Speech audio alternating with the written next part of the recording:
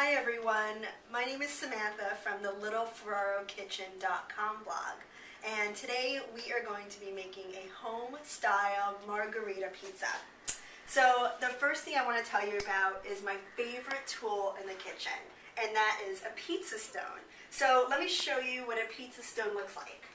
And this is what a pizza stone is. We leave it at the bottom out of our oven, and we got it at a gourmet food store. I'm sure you can find it at any store nowadays. I've seen them round shape or rectangular shape. And what this stone does is it offers the pizza crust a really crispy and thin crust that we always look for from a pizzeria from a wood-fired oven. And also while I'm here, I want to turn my oven on to 500 degrees. And what that does is it gets that stone nice and hot, and the stone is able to hold in that heat, so when we put the pizza on the stone, it's going to cook up really quickly and really crispy.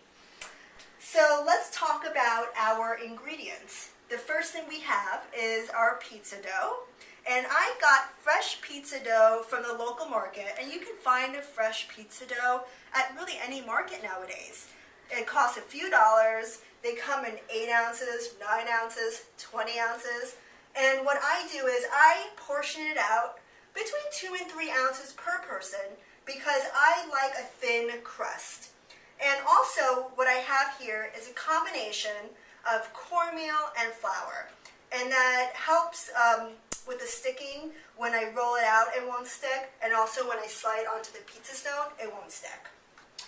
Next up we have homemade marinara sauce that I made earlier today. It has some red wine in it, tomatoes. It has garlic, onions, some oregano, and basil. And also, I want to mention, this is at room temperature. Don't put hot sauce on that dough. We did that the first few times, and it just created a huge mess. So if you can make it the morning of or even the day before, just do that. And next we have some freshly grated mozzarella cheese, everyone's favorite, right? We also have some freshly chopped oregano and basil. And if you follow my blog, you know how much I love tomatoes. So I have some thinly sliced heirloom tomatoes here. And some really good olive oil. I drizzle this on right before I put it in the oven. It just gives it a really good taste and it helps everything melt together really well. And I also have some freshly grated Parmesan Reggiano. You can get this at the store in blocks and use your hand grater and just grate it right over it.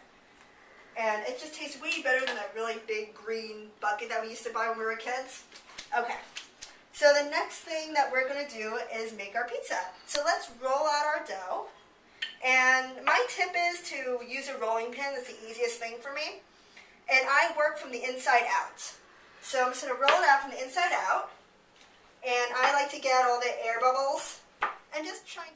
Okay, so now we have our dough all rolled out. And I just wanted to show you that. See how it moves a little bit? That's because we put that extra flour and cornmeal on the bottom. And I like how it's kind of rustic. It's not perfectly round, it's not factory made. It's kind of rustic and homemade. So let's build our pizza. This is the fun part. Okay, so I have my ladle, and we're just going to take a scoop of sauce, and not too much. We want to be able to put it in the oven without it falling everywhere. Maybe a little bit more. That's good, like that. And some freshly grated Parmesan mozzarella. Oh my gosh, this looks so good. Oh yeah, you can never have enough cheese. I know everyone says that. Okay. I love fresh herbs. So let's put the fresh oregano and basil on here. Okay, and those heirlooms, just a few. They're really thinly sliced.